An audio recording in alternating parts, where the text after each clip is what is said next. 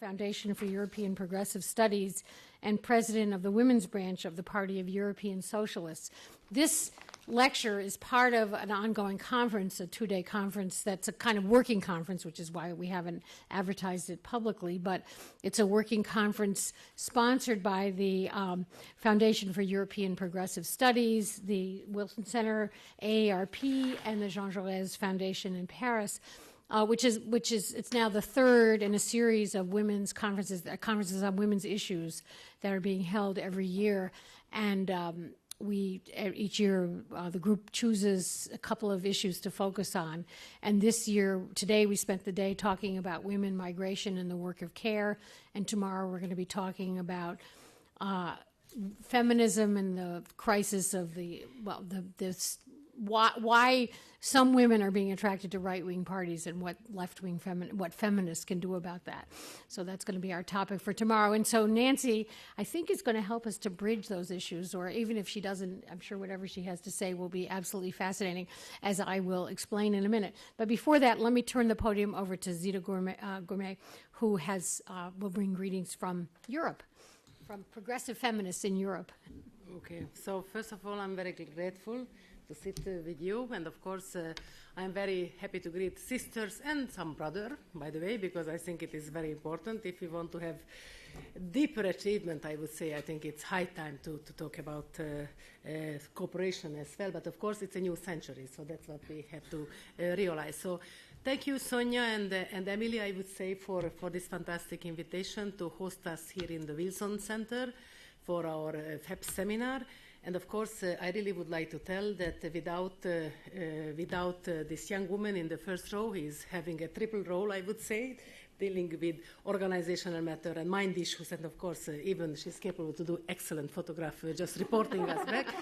So Judith Tanzos is the colleague, the advisor, senior advisor, special advisor who deals with genders and of course migration and other issues within the Foundation for European Progressive Studies. And of course, thanks for her engagement. I would say we could continue the cooperation that we started with the Jean Jaurès Foundation some time ago. So the first step was in Boston. Last year we have been in Paris, and of course I'm happy to greet Gillian Tutin, who without her, I would say, we couldn't do it, because she was inspiring us to do this fantastic event. And of course, just 2 words about the Foundation for European Progressive Studies. Of course, this is a progressive political think tank at European level, and of course it's only 3 years since they created, but it managed to become a point of reference in several fields among progressive politicians, academics, civil society, and representatives. Last but not least, European citizens interested in politics, so that's why I'm very, very pleased. But prior to this visit, as I'm president of the European Socialist Party Women Organization, as Sonia mentioned, I'm very happy that we had a delegation from several European countries, and of course PS Women organized an event, a 2-day event, because we really wanted to get a reply whether our problems are similar, beside the fact that you live in Europe or you live in the United States. And of course, the title of this conference here in Washington, Re-Strengthening Global Sisterhoods, Emerging Women's Issues for a New Global Agenda. I think we need a better cooperation, and of course we need to talk with all those minds, I would say academic and scientists, who are ready to give us some guidance. But of course, it's not enough to listen to this guidance, we should act after. And as I'm a politician from the grassroots movement, I would say I know how important, as a member of European politician, to make it as a reality. And I strongly believe that we had a fantastic action in 2007, that was gender pay gap cut it. And of course, thanks for this great achievement, we could get the European Day, the gender pay gap, which means that people started to talk about. This year we deal with the pension, because there is a reform of pension in Europe. And of course, we have to take care that the gender is in it. So we made a fantastic video and we sorted out all around.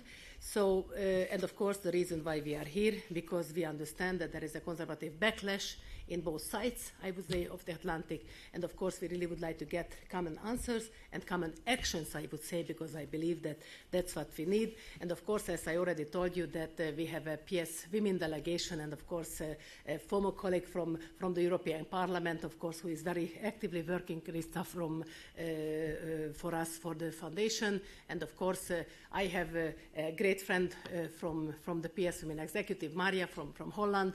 Of course, we also brought some scientist brand as Andrea Pető on the third row. And of course, Fiona, whom I'm sure that you all know, she delivered a fantastic contribution today. But of course, we are really here to work together, to listen to you, and just to make a common plan for the future, because we need it very much. So I used to say simple words: I am because of you are. Thank you very much.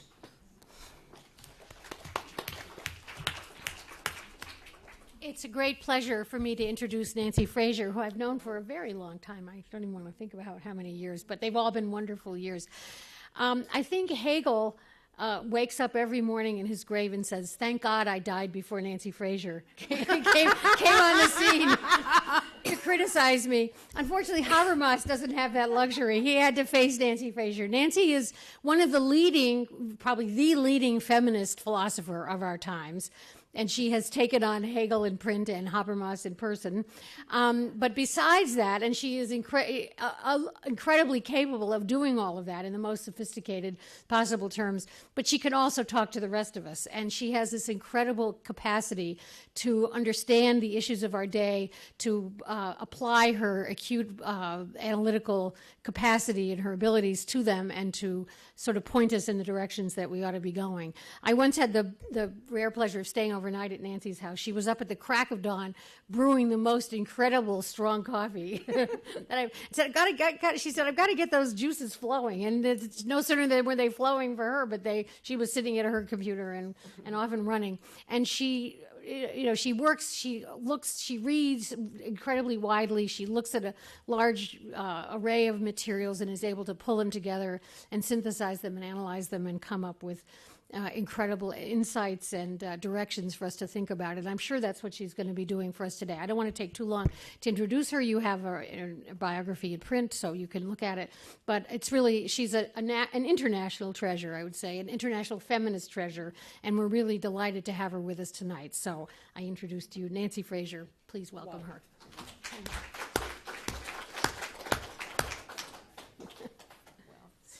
Thank you so much for that incredibly generous and moving introduction, and also for that reminder of that time when you stayed with us. That was a lot of fun.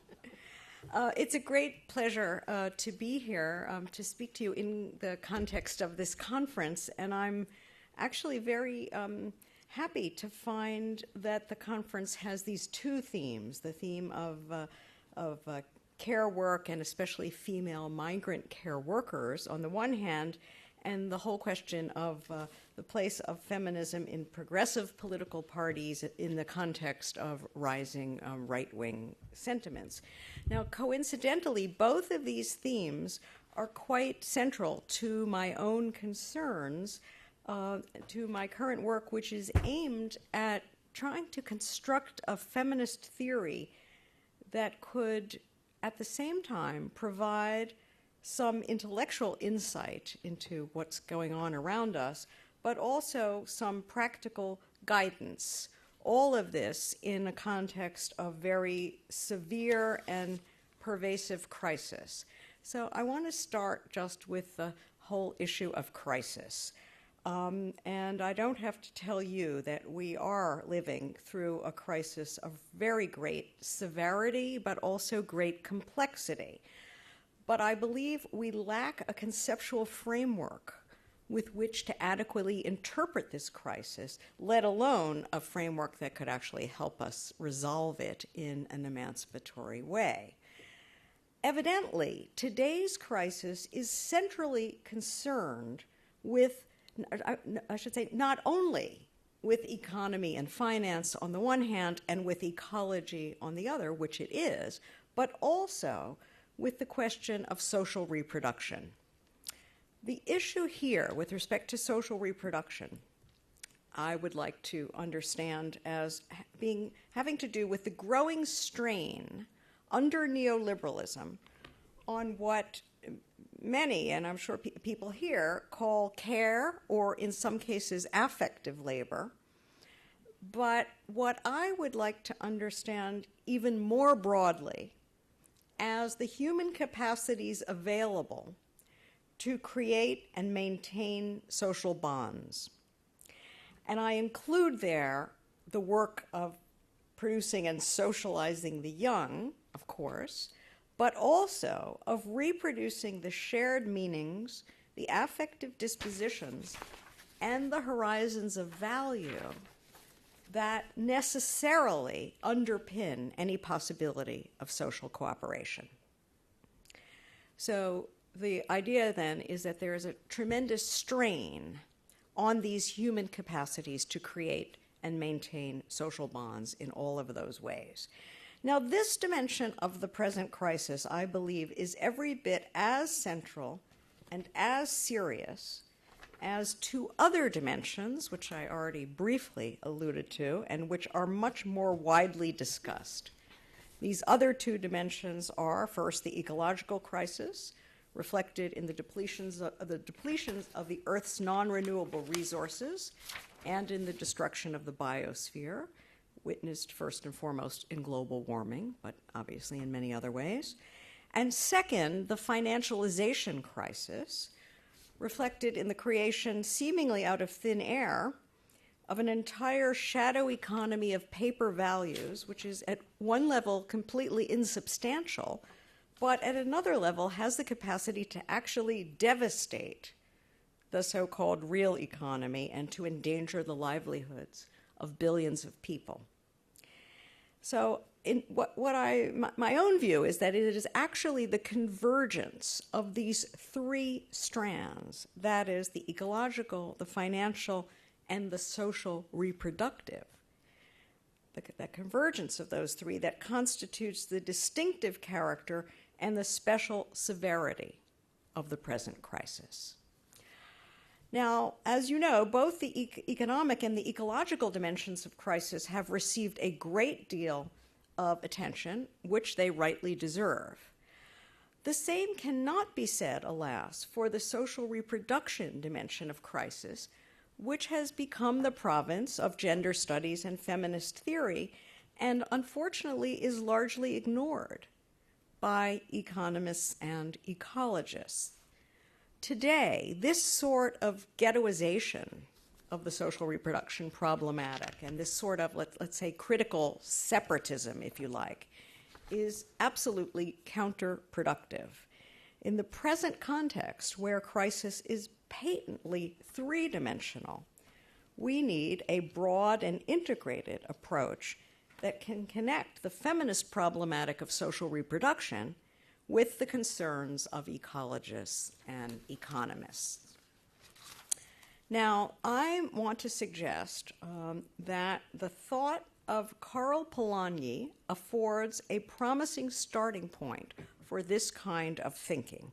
Some of you will remember his 1944 book, The Great Transformation. It elaborates an account of an earlier crisis, an account that foregrounds the problem of social reproduction, although it's true he does not use that expression. But I think when you read it, you see that's what the book is largely about. The book conceives crisis as a multi-dimensional historical process that was less about economic breakdown in the narrow sense than about disintegrated communities, destroyed livelihoods, ruptured social bonds, and the destruction of nature. The roots of the crisis, for Polanyi, lay in a momentous shift in the place of what he called economy vis-a-vis society. Earlier, the universal relation was one in which markets were embedded in social institutions and subject to moral and ethical norms, and indeed to political regulation of one kind or another.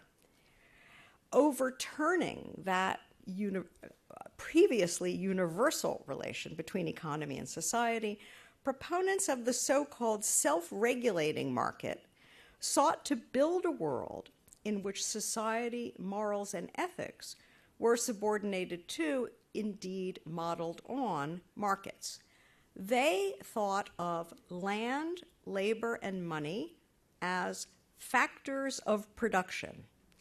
And they treated, this is Polanyi's idea, those fundamental bases of social life, land, labor, and money, or if you prefer nature, the activity available for social reproduction, and okay, we can leave money.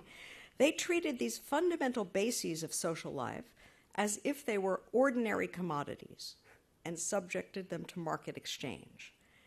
The effects of this, quote, fictitious commodification, as Polanyi called it, were so destructive of habitats, livelihoods, and communities as to spark an ongoing counter-movement for what he called the protection of society.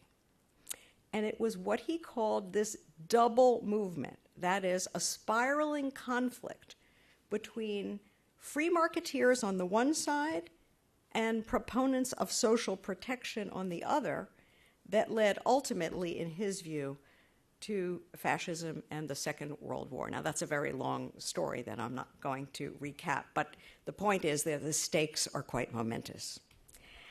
Now, for our purposes, the crucial point is that this is an account of crisis that foregrounds the question of social reproduction, interweaving accounts of economic breakdown and the despoliation of nature with an account of social disintegration. Polanyi elaborated a conception of crisis that encompasses all three of those dimensions. By incorporating the dimension of social reproduction, moreover, his framework is capable, at least in principle, of embracing many feminist concerns and indeed of connecting them to the concerns of ecologists and political economists. Now, I said in principle because, as you're going to hear shortly, he doesn't quite manage to pull it off. But that point alone would qualify Polanyi as a very promising resource for feminists who seek to understand the crisis of the 21st century. But there are other, even more specific reasons for turning to him today. After all, the story he tells in The Great Transformation has some pretty strong echoes in the present. There is at least a prima facie case for the view that the present crisis was triggered by recent efforts to disencumber markets from the governance regimes, both national and international, that were established in the aftermath of World War II. What we today call neoliberalism is not really all that different from that 19th century faith in the so-called self-regulating market that unleashed the capitalist crisis Polanyi chronicled. Incidentally, he's a Hungarian, I should say. Now, as then, attempts to implement that creed are spurring efforts to commodify and indeed very intensely commodify nature, labor, including especially the work of social reproduction, and indeed money.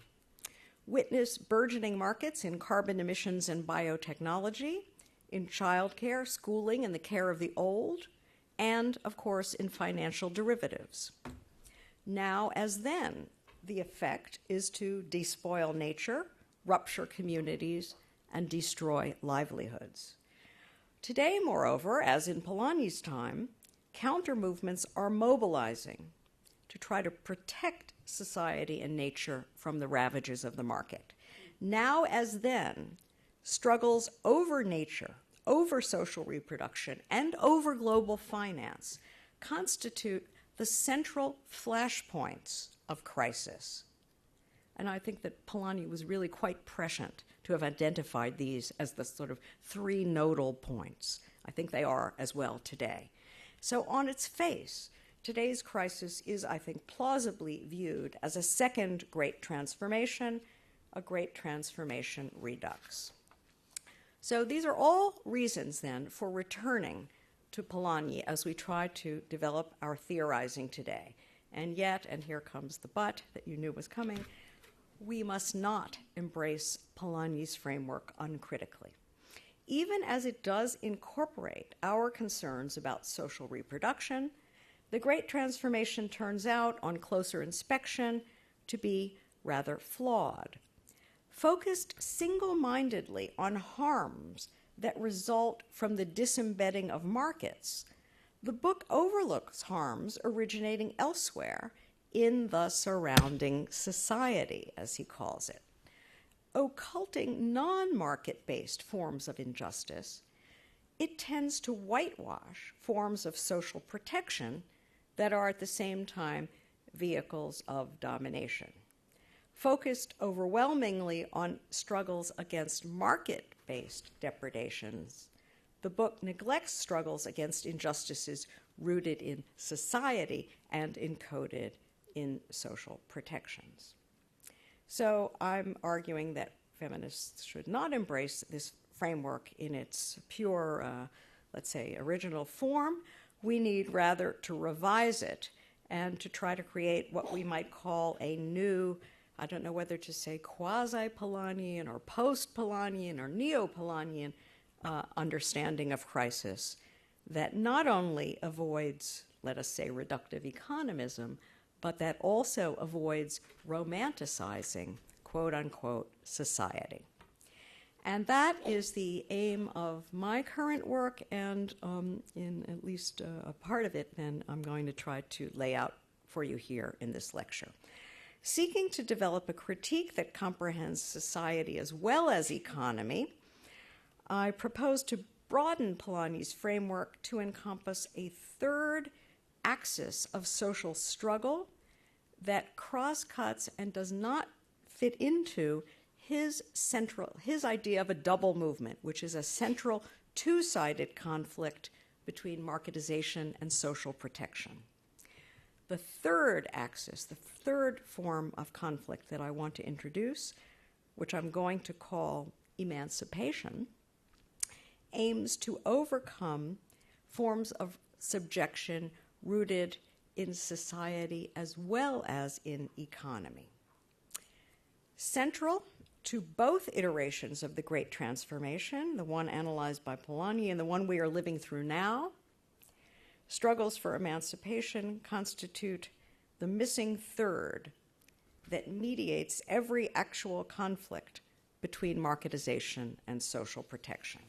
And the effect of introducing this missing third would be to transform Polanyi's double movement into a triple movement, the three poles of which would be the free marketeers, the social protectionists, and those who are struggling for emancipation. So the idea I want to propose to you in a nutshell is that we try to think about this notion of a triple movement as a way of understanding the grammar of social conflict in our time and hopefully illuminating this question of the place of feminism in relation to progressive political parties on the one side and to the rise of various right-wing movements and forces on the other. I think one needs the additional complexity of a triple movement to adequately parse out this grammar of conflict and to become fully conscious of the various ambivalences that it presents us. Okay, I'm going to tell you just a little bit more about Polanyi in order to give him his say before I try to criticize him. And I want to recall his famous distinction between embedded and disembedded markets. Famously, and I think many of you will remember this from earlier readings, he distinguished between two different relations in which markets can stand to society. On the one hand, markets can be, quote unquote, embedded, that is, enmeshed in non-economic institutions and subject to non-economic norms, such as the famous just price and fair wage of an earlier moral economy. On the other hand, markets can be, quote, disembedded, that is, freed from extra economic controls and governed immanently by supply and demand. The first possibility, claims Polanyi, is the historical norm. Throughout most of history, in otherwise disparate civilizations and in widely separated locales, markets have been subject to non-economic controls which limit what can be bought and sold by whom and on what terms. The second possibility is historically anomalous. A 19th century British invention, the so-called self-regulating market, was an utterly novel idea whose deployment, Polanyi contends, threatens the very fabric of human society. In fact, for Polanyi, markets can never, in fact, be fully disembedded from the larger society, and the attempt to make them so must inexorably fail.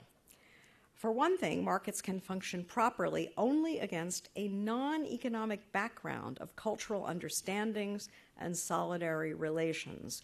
And of course, you'll gather from what I said earlier about social reproduction, which is the sort of whole process of maintaining that background. Markets require that as a condition for their possibility. In attempts to disembed them, let us just say to commodify everything, including all the work of social reproduction, necessarily destroy this background, and in so doing, not only destroy the possibility of a decent life, but undermine some essential preconditions of capitalism, even. For another thing, the attempt to establish self-regulating markets in these fundamental areas, land, labor, and money, proves so destructive of the fabric of society as to provoke widespread demands for their social regulation, that is, the social regulation of the markets. Far from enhancing social cooperation, then, this project of disembedding markets inevitably triggers social crisis. Now, the crisis is not only structural, which it is, in the sense of this undermining of the necessary preconditions for commodity production. It is also political. That is, it generates a distinctive grammar of social conflict, which, as I said, Polanyi called a double movement. And what he means by that, once again, is that the efforts of commercial interests to disembed markets provoke counter efforts on the part of a very broad, let us say, cross-class movement of many varied social forces who aim to defend, as he says, society against economy. And included in this very broad counter-movement, you would find in his classic case of 19th and 20th century Britain, you'd find rural landowners, urban workers, and various other strata. And for Polanyi, it was the sharpening struggle between these two camps, the marketizers and the protectionists, that lent the distinctive shape of a double movement to the crisis. So you can see that this distinction between embedded and disembedded markets is absolutely central for him, and equally important, the distinction is very strongly evaluative. Embedded markets are associated with social protection, which is figured as shelter from the harsh elements. Disembedded markets are associated with exposure, with being left to swim naked in what Marx and Engels called the icy waters of egotistical calculation. There's some resonance. There are lots of disagreements to Marx, but there are definitely some important resonances as well. So this is the sort of underlying, almost metaphorics of the text.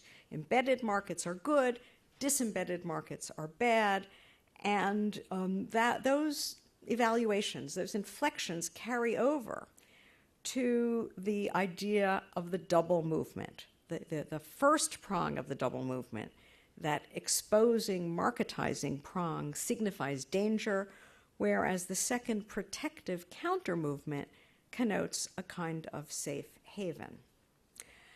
Well, what should we make of those ideas? On its face, the distinction between embedded and disembedded markets does have something very important, I think, to offer to feminist theorizing. because, I mean, first of all, what we get here is, right, that they focus our attention less on the classic Marxian critique of exploitation. They situate the problem of the commodification of labor in a broader perspective, namely the perspective of social reproduction, which, as I said, concerns the maintenance of social bonds that are indispensable both to society in general and to a market exchange in particular. Adopting this perspective of social reproduction, Polanyi understood that proletarianization is as much about ruptured families and frayed communities as it is about exploitation and immiseration. He understood, therefore, that unbridled commodification of labor threatens the universe of meanings, the affective dispositions, and the value horizons that underpin both society and economy, while also jeopardizing the supply of appropriately skilled and socialized labor power that capital requires. He understood finally that under conditions of rampant proletarianization, social reproduction is bound to be a flashpoint of crisis and a site of struggle. Nevertheless, for all of its insights, his perspective harbors two major blind spots. The first one is already going to be obvious to everyone in this room, and I'm not going to dwell on it, but only to mention it, and that is that Polanyi failed to note that the construction of so-called labor or productive labor as a fictitious commodity rested on the simultaneous co-construction of something else, we could call it reproductive labor, as a non-commodity. Such unwaged labor supplied the necessary condition of possibility for waged labor. The latter could not exist, after all, in the absence of housework, child-raising, schooling, affective care, and a host of other activities that maintain social bonds and shared understandings. But, of course, the division between unwaged and waged labor has overwhelmingly been a gender division, which underpinned modern capitalist forms of women's subordination. Again, I don't need to go any further there. You know what I'm talking about. The second blind spot, and this is the one that I want to focus on here, concerns the idea of a double movement. The problem, to see the problem with that idea, I want to return to those evaluative connotations that I mentioned a moment ago. From a feminist perspective, Polanyi's account of embedded markets and social protections is far too rosy. Romanticizing society, it occults the fact that the communities in which markets have historically been embedded have also been the locus of women's oppression. Conversely, Polanyi's account of disembedding is a bit too dark. Having idealized society, it occludes the fact that whatever their other effects, processes that disembed markets from oppressive protections contain at least a moment of emancipation. So we who seek to understand our crisis, a crisis with social reproduction as its center, need to revise Polanyi's framework. We need to avoid both wholesale condemnation of disembedding and wholesale approbation of re-embedding or original embedding. We need to open, in other words, both prongs of the double movement to critical scrutiny. Exposing the normative deficits of society as well as those of economy, we need to validate struggles for emancipation, no matter which of those arenas they are directed against. So, to this end, I am proposing to draw on a resource not utilized by Polanyi, namely the insights of feminist movements. Unmasking power asymmetries occluded by him, these movements have exposed the predatory underside of the embedded markets he tended to idealize. Protesting protections that were also oppressions, they, or I could say we, have raised claims for emancipation. exploiting these insights, and of course drawing on the benefits of hindsight, I want to rethink the whole idea of a double movement in relation to feminist struggles for emancipation. And as I say, if you stay with me, I think by the end we'll have something that bears on this question of the place of feminism today in relation to progressive parties on one side and right-wing movements on the other. Okay, now to speak of emancipation is to introduce a category that does not appear in the Great Transformation. But the idea, and even the word, figured importantly throughout the period Polanyi wrote about. One need only mention epical struggles to abolish slavery, liberate women, and free non-European peoples from colonial subjection, all of which were waged in the name of emancipation.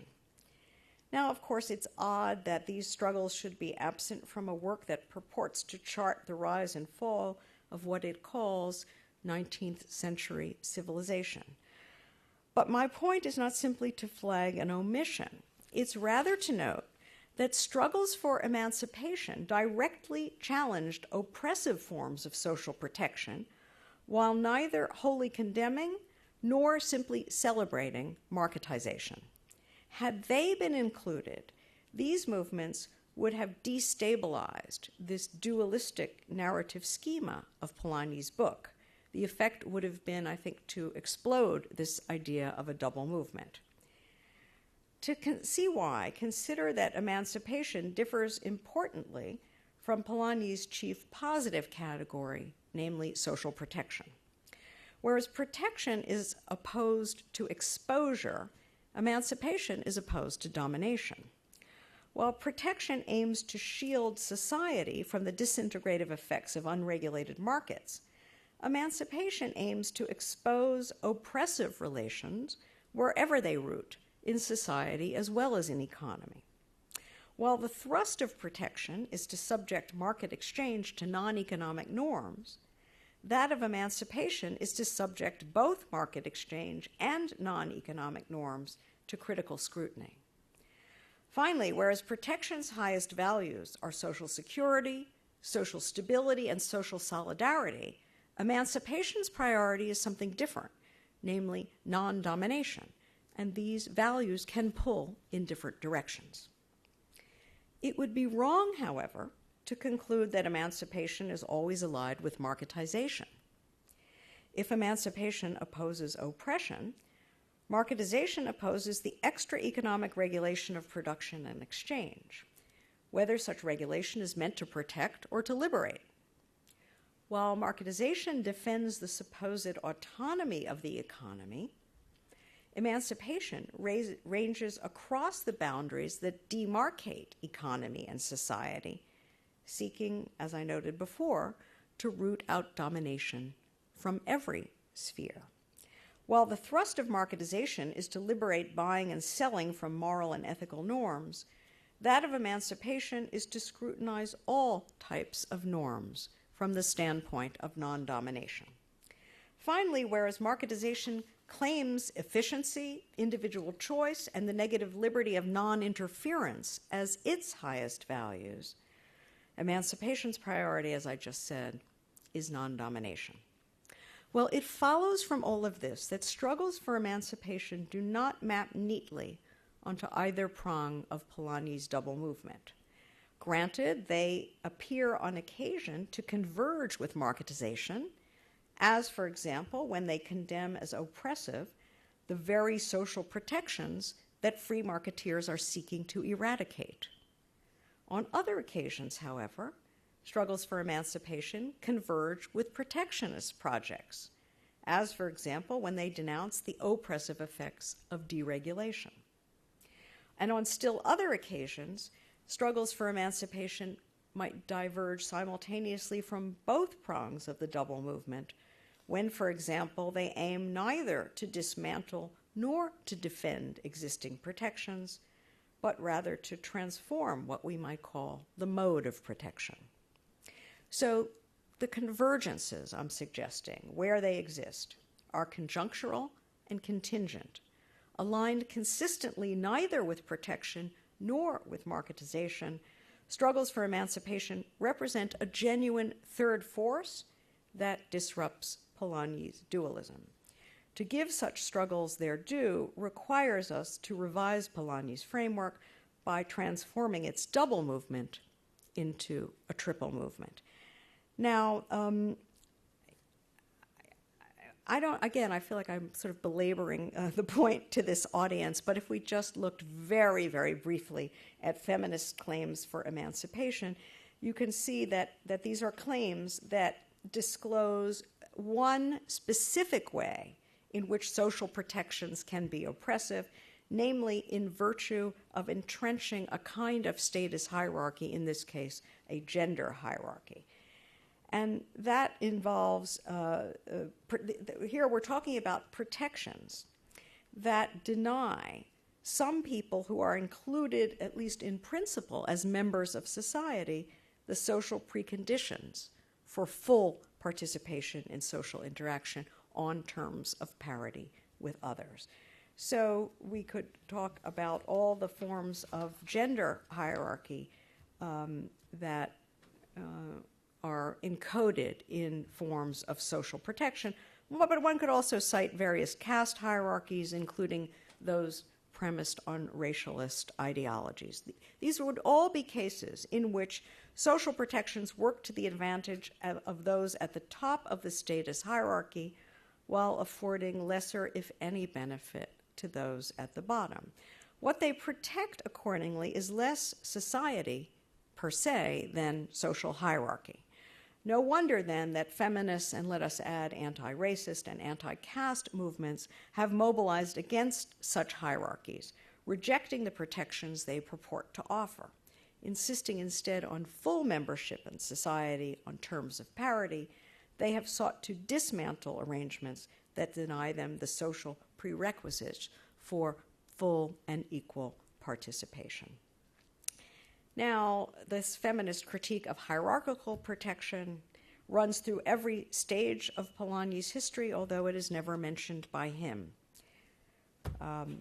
During the mercantilist era, feminists criticized the traditional social arrangements that embedded markets, while during the period of laissez-faire, they demanded equal access to the market. During the post-World War II era, just to go very, very quickly, second-wave feminists targeted what we called the public patriarchy instituted by welfare states. Condemning social protections that were premised on the family wage, we demanded equal pay for work of comparable work, parity for caregiving and wage earning and social entitlements, and an end to the gender division of labor, both paid and unpaid. So in each of these epochs, feminists were raising claims for emancipation aimed at overcoming domination. At some points in the history, they targeted traditional community structures that embedded markets, while at other points, they targeted the forces that were disembedding markets. And at still other points, the principal foes were those who were, let us say, re-embedding markets. So this is a case, then, in which feminist claims for emancipation have not aligned consistently with either pole of the double movement. And again, the point is that there's a genuine third thing here that needs its own category. So I'm proposing that we speak instead of a triple movement. But what exactly would this mean? The idea of a triple movement conceptualizes the capitalist crisis as a three-sided conflict among three forces: the forces of marketization, those of social protection, and those of emancipation. The figure understands each of these three terms as conceptually irreducible to the other and as inextricably entangled with the others, and this is the key point that I want to stress, as ambivalent. Now, let me explain what I mean by the ambivalent. I've already been suggesting contra Polanyi that social protection is often ambivalent, affording relief for the disintegrative effects of marketization on the one hand, while simultaneously entrenching domination on the other. But now I want to suggest that the same is true, ambivalence, of the other two terms. Deregulation of markets does indeed have the negative effects Polanyi stressed, but let us not forget that it can also beget some positive or partially emancipatory effects to the extent that the protections it disintegrates are oppressive. Well, you need only think of the introduction of markets into bureaucratically administered command economies, or the opening up of labor markets to former slaves and to women who have been protected out of them. So there's at least an ambivalence on marketization too. Now, and this may be, I think, the most, difficult point. I want to claim that emancipation itself is not immune to ambivalence. It produces not only liberation from domination, but also strains in the fabric of existing solidarities. Even as emancipation dismantles domination, it can also dissolve the solidary ethical basis of social production and wittingly or unwittingly help to foster marketization. I'm going to expand that point in just another minute or two. But the general point here is this. Each term, each of the three terms, has both a telos of its own and a potential for ambivalence that unfolds through its interaction with the other two terms. None of the three can be adequately grasped in isolation from the others, and it's only when we think the three together that we get an adequate picture of the grammar of social conflict in a time of crisis. So that's the core premise of the triple movement. The relation between any two sides of what I'm now proposing is a three-sided conflict must be mediated by the third.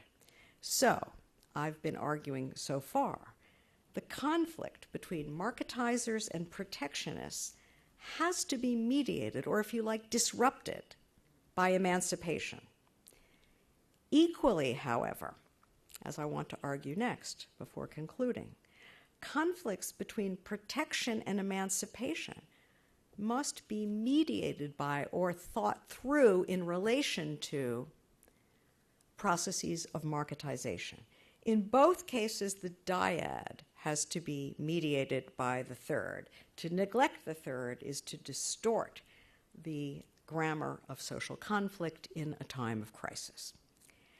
Now, so far I've been using this idea of a triple movement to explore the ambivalence of social protection, and now I want to turn the tables and use the same idea to further explore the ambivalence of emancipation.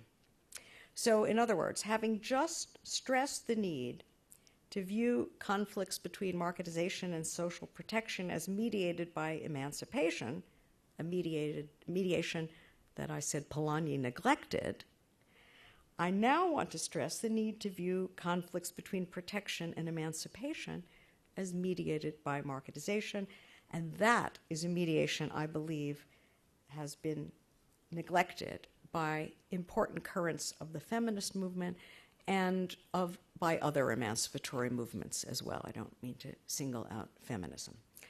So let's think now briefly about the great transformation of our own time. To understand this transformation, we would need to begin with the so-called embedded liberalism, that's John Ruggie's term, that was established in the aftermath of World War II. Underpinned by the international regulatory framework known as Bretton Woods, embedded liberalism encompassed the Keynesian welfare states of the first world and the developmental states of the third. I don't know what to say about the second, so I'm going to say nothing about that. Maybe the Hungarians can tell us. Since the 1980s, however, these arrangements have come under pressure from neoliberalism, which has promoted the renewed disembedding of markets, thereby provoking the most severe crisis since the Great Depression. Now, what would it mean to analyze this crisis by means of the figure of the triple movement? The point for us, as it was for Polanyi, would be to clarify prospects for a new wave of democratic re-embedding of markets that would have to be stabilized by some kind of global regulatory regime. For us, however, social protection has to be reimagined in the light of emancipation. So our task would be to envision arrangements for re-embedding markets that serve simultaneously to overcome domination, above all, gender domination, but not only. Now, I want to note that in our time, each prong of my so-called triple movement has rather committed partisans. Marketization, I've already suggested, is fervently championed by neoliberals, and one could add Tea Partiers and a whole range of other types. Social protection commands support in a very great variety of forms, some of which are relatively savory and some are quite unsavory, ranging from social democrats and trade unionists who might also be nationalist, say anti-European, or to anti-immigrant populist movements, from neo-traditional religious movements, from alter-globalization activists, from environmentalists, from indigenous peoples, and so on and so on. All of these can be thought of as protectionist movements, or let me put it differently. Each of those forces I just named has currents that are strongly protectionist, even if they are not all through and through protectionist. Emancipation, of course, fires the passions of a whole variety of social movements, including multiculturalists, international feminists of various kinds, gay and lesbian liberationists, cosmopolitan Democrats, human rights activists, proponents of global justice, and possibly Occupy Wall Street. It would be very interesting to parse out where that belongs. Does it have a protectionist side? Does it have an emancipatory side? And so on. So the point is that it's the complex relations among these three types of projects, which I'm sketching really as ideal types here. Actual movements may, incorporate more than elements of more than one of them. It's the complex relations among these three types of projects that impresses the shape of a triple movement on the present crisis. So let's consider the role of emancipatory projects within this constellation. Since at least the 1960s, such movements have challenged oppressive aspects of social protection in embedded liberalism. One could talk about new left critiques of the sort of bureaucratic paternalistic character of social democracy. One could talk about anti-imperialist critiques of the fact that first world social protections were financed through unequal exchange and essentially off the backs of non-European peoples. But the most important for my purposes here is, as I said, the second wave feminist critique of the oppressive character of protections premised on gender hierarchies. Now, the point is that in each of these cases, a social movement is disclosing a type of oppression or domination and raising a corresponding claim for emancipation. But in each case, too, I want to suggest, the movement's claims for emancipation were and are ambivalent. They could line up in principle either with marketization or with social protection. In the first case, where emancipation aligns with marketization, it would serve, in effect, to erode not just the oppressive dimension, but the solidary ethos underpinning social protection simpliciter. In the second case, where emancipation aligns with social protection, it would serve not to erode, but rather to transform the mode of protection. Now, I think this argument holds for all of the emancipatory movements I've mentioned and for others as well. But again, let's focus on second wave feminism's critique of the oppressive dimension of social protection in embedded liberalism. Too often, this movement has seen itself as locked in a two-sided struggle.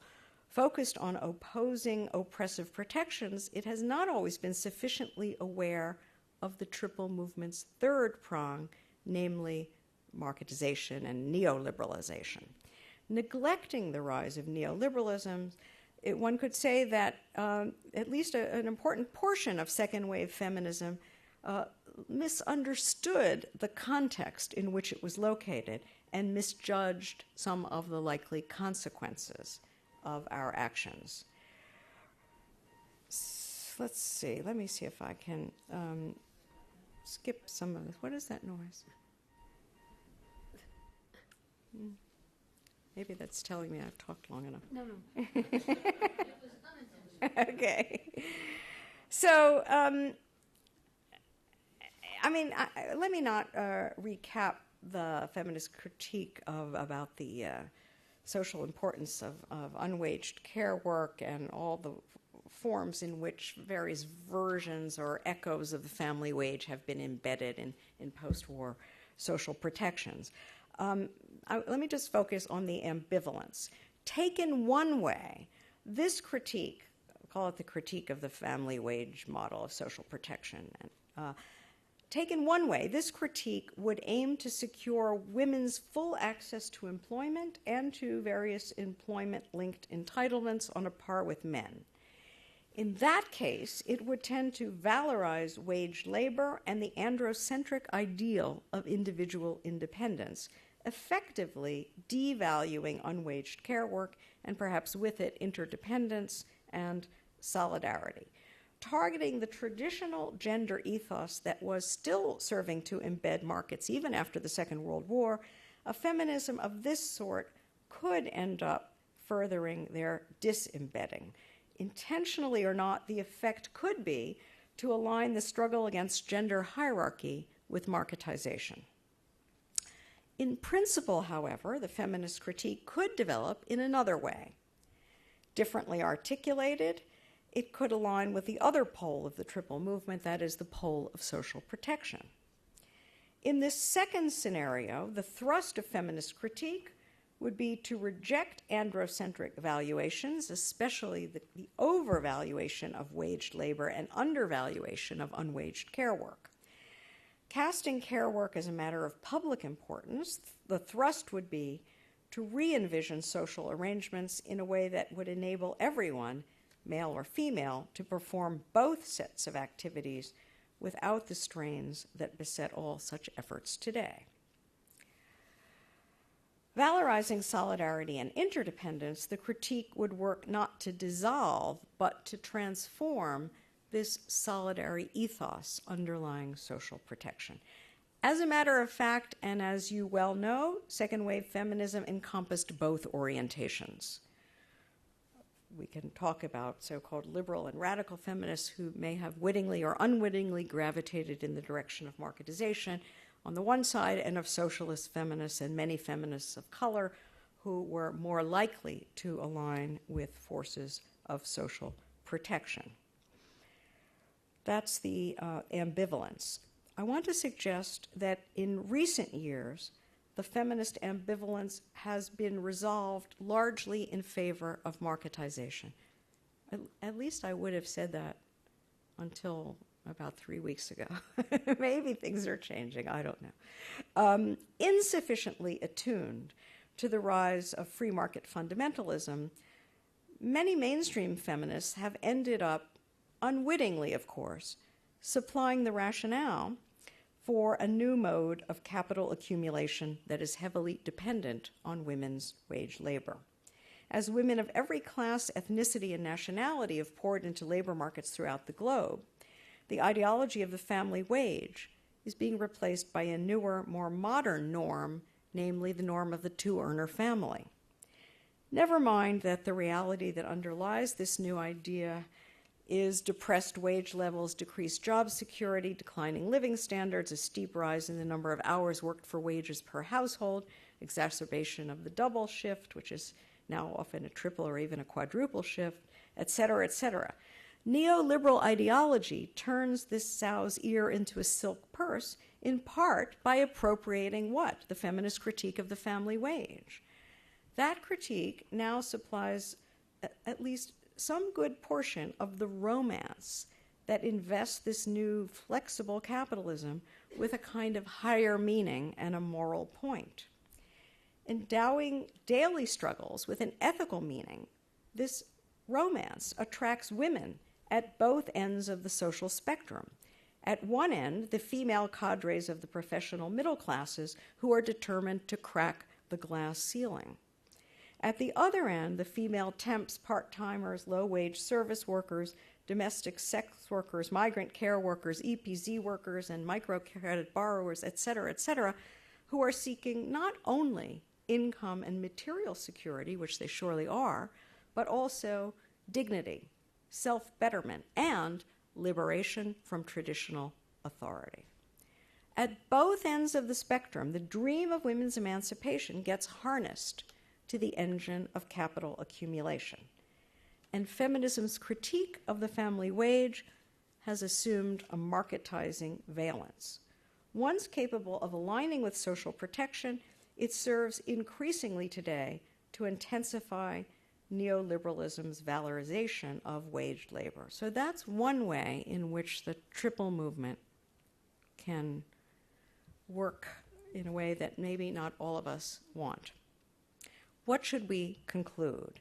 Certainly not that second wave feminism has failed in any simple sense, nor perish the thought that it is to blame for the triumph of neoliberalism, nor, even worse, that struggles for emancipation are inherently problematic, nor that emancipatory ideals are always already doomed to be recuperated for marketizing projects. I conclude, rather, that we who aim to emancipate women from gender hierarchy need to become much more historically self-aware as we operate on a terrain that is also populated not only by social protectionists but by marketizing forces. So I'm going to conclude by returning to the larger questions that have laid behind this lecture. Reflecting on the great transformation that we are living through now, I have, in a sense, tried to rewrite Karl Polanyi's framework. By theorizing the double movement, he portrayed the conflicts of his time as, in effect, an epical battle for the soul of the market. Will nature, labor, and money be stripped of all ethical meaning, sliced, diced, and traded like widgets, and to hell with the consequences? Or will markets in those fundamental bases of human society be subject to ethically and morally informed political regulation? That battle remains as pressing as ever in the 21st century, but the triple movement casts it in a sharper light as crosscut by two other major battles of epical significance. One is a battle for the soul of social protection. Will the arrangements that re-embed markets in the post-neoliberal era, which must eventually come, will those arrangements be oppressive or emancipatory, hierarchical or egalitarian, bureaucratic or participatory, et cetera, et cetera? That battle, too, is as pressing as ever. But now we have yet a third cross-cutting epical battle. In this case, a battle for the soul of emancipation. Will the emancipatory struggles, including the feminist struggles of the 21st century, serve to advance the disembedding and deregulation of markets, or will they serve to extend and democratize social protections and to make them more just? I think that's that question is a sort of gives me a certain sort of slogan for how to think about feminist politics in the present. And the idea would be to imagine that as a movement for emancipation, our job is to break off our dangerous liaison with marketization, or neoliberalism, and try to forge a principled alliance with forces struggling for social protection. In other words, realign the poles of the double movement. In doing that, I think, we might at the same time honor Polanyi's insights and overcome his blind spots. Thank you very much.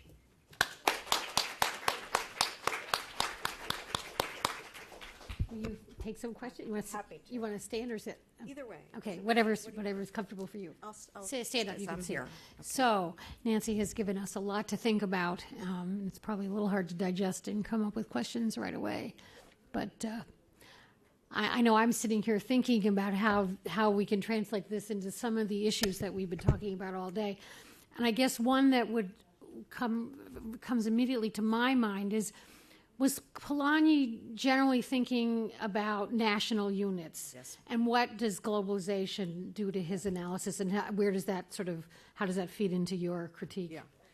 Yeah, it's a great question, and I do have some material about this, which I had to excise. It was already too long. But he's very interesting because he's got, again, an insight and a blind spot. The insight, he's definitely thinking that social protection is going to be organized nationally. The insight that he has is that state capacities to actually protect people and nature depend importantly on international arrangements, above all on international financial arrangements. And so a big part of the Great Transformation is devoted to haute finance and the struggles over free trade and so on and so forth. And there's an account of how a strong free trade regime at the international level undercut possibilities for social protection when states didn't control their money supply and couldn't use all the Keynesian tools and so on.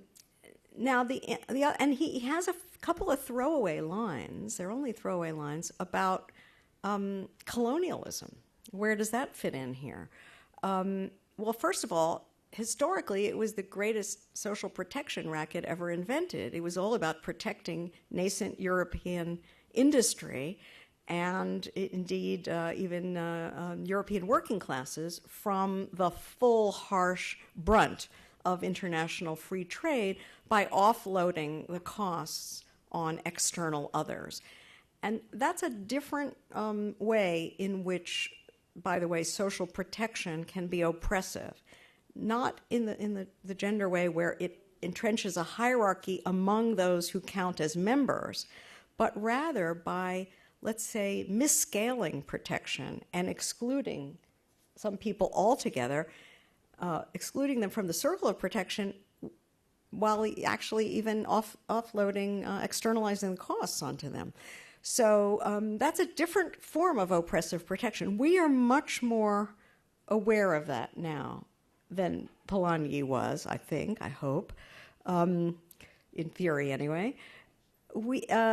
He imagined that with decolonization, right, newly independent states would just have the capacity to protect their citizens. We know that the sort of successor forms of neo-imperial unequal exchange and have, rendered their capacities very nugatory. I just spent 2 months in South Africa, which is such an interesting thing because, you have a relatively well-intentioned government, despite certain recent bizarre twists, that, is operating in an international context, and it has to tremendously build up state capacity to suddenly take care of 90% of people who were just got nothing. So all of these things, to me, add up to the conclusion that any desirable form of social protection that would actually be deserving of an alliance with emancipation has to have a truly transnational character. That is, it can't, just as it has to not entrench internal status hierarchies of gender or religion or whatever. So it has to overcome that kind of exclusionary dynamic that vitiated all even the very best, most internally democratic and egalitarian forms of social protection that we've ever known. I don't and couldn't possibly, say anything very specific about what that would mean, but that seems, I mean, I was shaking my head because I think what we've been talking about today is the outsourcing of gender equality. I mean, basically, the wealthy countries have resolved their unresolved gender issues by, dumping them on the backs of migrant workers who come to do our care work. Yeah. So, so I was sort of asking whether that was within Polanyi's imaginary, or he... Well, none of this is exactly within Polanyi's imaginary, but my claim is that there are concepts in Polanyi that are very useful for us to do things with that he didn't do with them. And I mean, I wasn't able to go into it in any detail, but this idea of fictitious commodification is extremely valuable. He has singled out these three things. He calls them land, labor, and money, but let's speak about nature, social reproduction. And yes, let's talk about money. That's the sort of strangest one, but I'll leave it to the side for the moment. So what does it mean? It means that if we're talking about fundamental constitutive elements of human society, as well as necessary presuppositions for markets and for commodity production and for capitalist wage labor, then we get this push to extend commodification into these arenas in a much deeper way. And so I locate this whole problematic of global care chains as a form of the fictitious commodification of reproductive labor or of certain activities of social reproduction.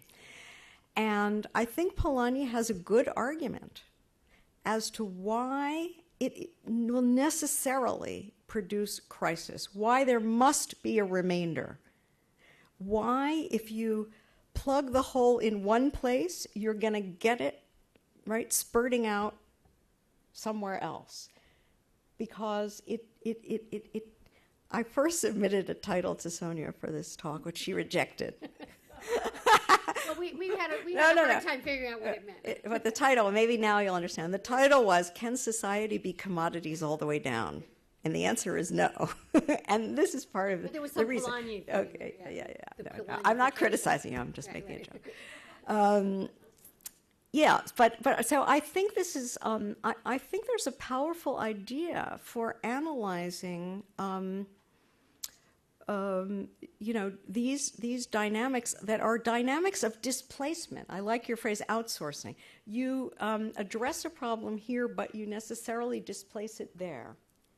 I mean, by the end of the afternoon today, we were saying care has to be recognized as a form of work, and it has to be subject to the regulations that other forms of work are subjected to. But what you're suggesting, what you're making me think, is that maybe that's what are the dangers of doing that? I mean, maybe that's not such a good idea. Okay, now wait a second. I mean, I would, now we get to a hard thing. I mean, I would not conclude from this, therefore, there should never be any paid care work. No, I mean, absolutely not. I mean, that's the problem of the ambivalence, because this care work has some emancipatory dimensions, including for the relatively disfavored women who perform it.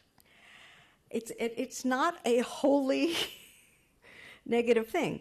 So the question would be to think about a kind of regime of protection.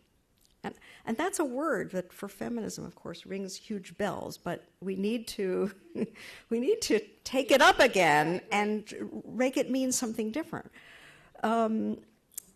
So yeah, I mean, I don't think the conclusion from this analysis of fictitious commodification is therefore decommodify everything. And I would say the same about nature. And even, although here I'm on shaky ground, even with respect to money and finance, I suppose there's some legitimate, credit aspects of commodified money that make sense. But of course, they're so out of control now that Not credit default swaps. No. Ito, yeah. I don't know if we have the, yeah, yeah.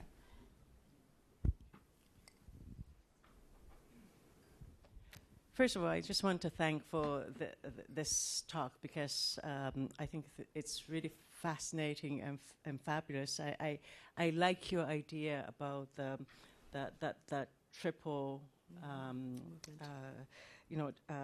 triple transformation, and the way you pose this as a kind of trilemma. Right. And so my question is fairly kind of maybe primitive in that I would just want to trouble you about your formulation of this trilemma as a contentious, exclusive relationship, right? Is there? I understand from Polanyi's sort of concept of the embedding and disembedding as two polarities. Right. Is there any possibility of actually a real rejigging of these two relationships, mutual? In other words, not thinking of it as a zero-sum game, and so examples that I think of is are things like what a lot of people call about inclusive liberalism, the new OECD kind of thinking about re-embedding social in the marketization. How would that work out? Yeah.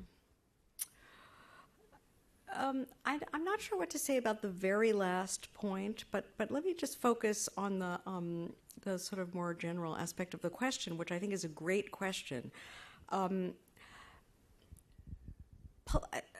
Here's another way of putting what I see as the problem with Polanyi is like this. And I'm the sort of thinker that, gets my own ideas by bouncing off somebody else and figuring out what's wrong with them. So that's why I'm bothering to go through all this, because I think he's a great guy. So his problem is he thinks, in a sense, it's sort of like marketization is the only dynamic force in history, and then protection is this reactive thing. And so, of course, it's a zero-sum game. They just clash head on. Now, part of what I mean in suggesting that emancipation is the third force is that I think that if you look historically at the kinds of transformations that he's writing about, there are many other really transformative forces other than simply the introduction of markets. There's the rise of science. There are all kinds of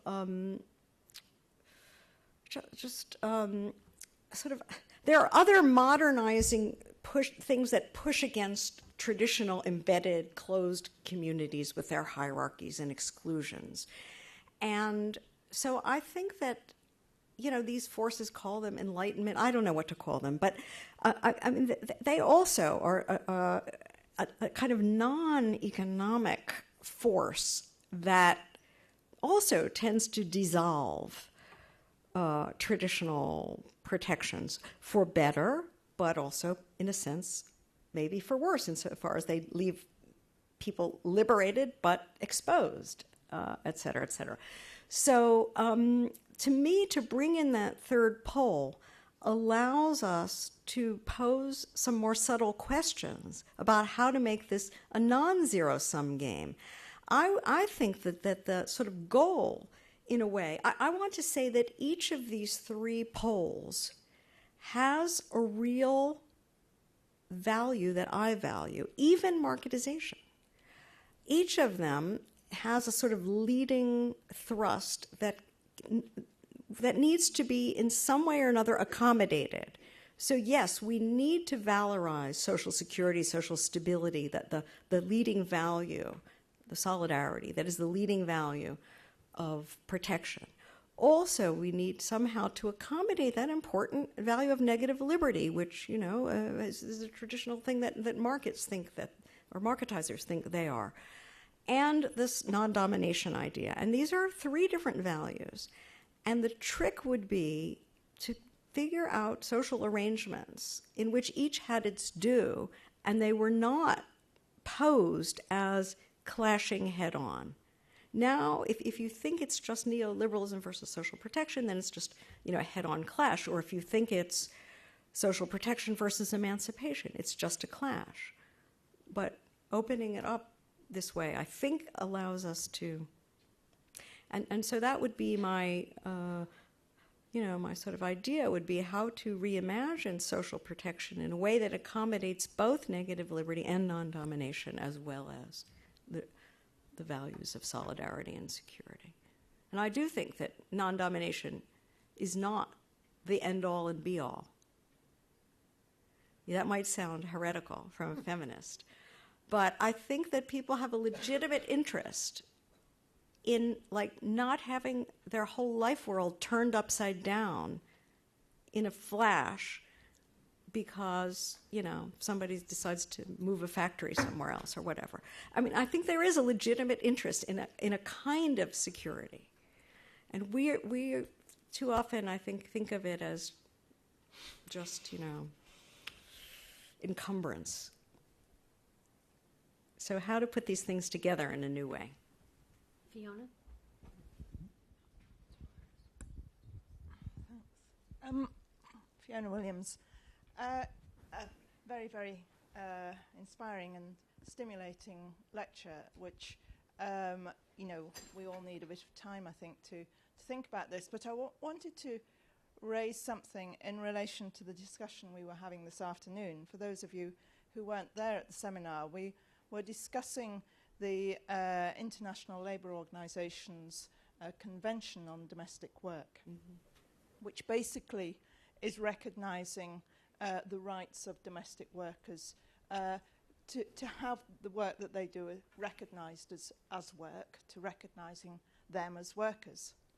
And this, in many ways, is a massive step forward, right? And in these terms, it's a social protection which steps forward. Looked at in another way, in seeing domestic workers simply as workers, of course, minimizes their possibilities for claiming other aspects of their lives in relation to their own embeddedness in their families back home and all the rest of it. So we can see exactly what you're talking about in this. In order to sort of adjudicate what we might think about this progress, I suppose what I would think was to introduce not so much a historical temporal approach to it, but a kind of futuristic temporal approach, right? A dimension looking to the future, which was, insofar as we can see a future, is this claim, is this demand which has been won, limited though it is, does it actually lead somewhere else? Or will it lead down a cul-de-sac where they can move nowhere, right? And, I mean, I think we could argue that it will lead further on, principally because it recognizes the international nature, the global nature of that work they're involved in, and it leads to the possibility of more policy making on an international or a global basis, which is so lacking from where we are. I can think about the possibilities, but to me that's the crucial thing. Is that step forward going to lead to 3 steps back, or maybe 1 step back and another step forward? So it's that futuristic aspect of time which I think is important. Right. Yeah, I completely agree with you. And, André Gortz, an old thinker of the French New Left and an ecologist, avant la lettre and so on, had this idea that he called non-reformist reform, meaning that these are reforms which, there are just reforms, but they could function to actually change the terrain of struggle, change the balance of power in some way. But there are reforms that open up, as you say, a broader or a further path for the next step. And I think it's very important from a political point of view to think in terms of these trajectories and not just as here's something you win or you lose, but it's part of an ongoing process, and what sorts of things change the terrain in ways that are pushing where you want to go. I agree. I also agree that the global aspect of it is extremely important. It gets back to Sonia's question.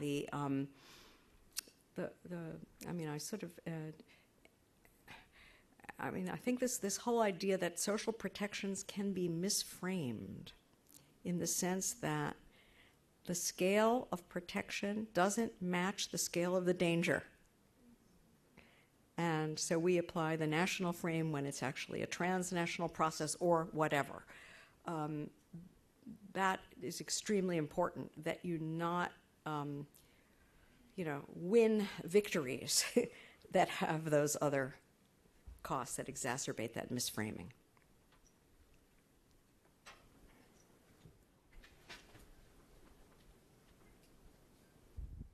I thank you very much for your speech and your deliberations, and I have a lot of comments and I can't do that now, but I would really say you wanted to give us also an advice what progressive forces could do in order to promote more emancipation. Yes. And in this context, I would like to recall that emancipation, in the words of progressive forces, did not only mean emancipation of women, but of all human mankind. And I think as we are living in a world of increasing inequalities, how can you use the word that we have social protection which might to be overprotective? In a way, I have understood that like this. Mm-hmm. And I would like to have clarification, because we have now the reality that studies say that to be poor today means you remain poor, but to be very rich also means in this time yet you can stay rich. Sure. And therefore, I would also to recall that we have a problem if you only take the three strands or the triple approach, because money plays the most important role now. We don't have the primacy of politics, but of financial markets and money. Yeah. So how does these factors come in, especially in overcoming not only the crisis, which we don't know whether we get into another crisis, but how really to overcome inequalities in such a century we are living in. And therefore, I think emancipation of women is even more difficult than it has been in the last century. Yeah.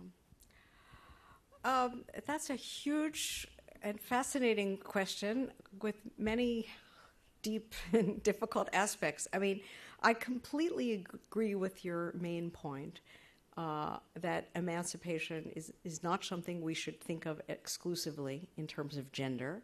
That if you're it has to apply across the board, right, to every form and kind of domination. And we know very well that gender domination intersects with other forms of domination, which complicates things, and that means that you have to be doing more than one thing at once. You have to be thinking through more than one lens at once. Now,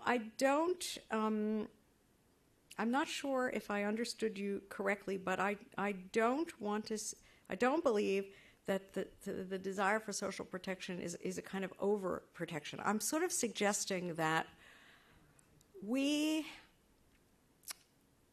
proponents of emancipation, we progressives, whatever we want to call ourselves, we have given away social protection to the right. and the reason I said 3 weeks ago, because I do, at least in this country, the astounding, fact that it has been sort of that all the anger about this crisis has been on the right, all the visible energy and so on has been on the right until this new Occupy Wall Street thing, which is so incredibly interesting. But my idea is that emancipators and progressives and the left and whatever you want to call yourselves, that we need to be claiming social protection and not giving that to the racists, the anti-immigrants, the homophobes, and et cetera, et cetera. You are right that money plays this increasingly powerful role. It is not a sort of a fourth pole here.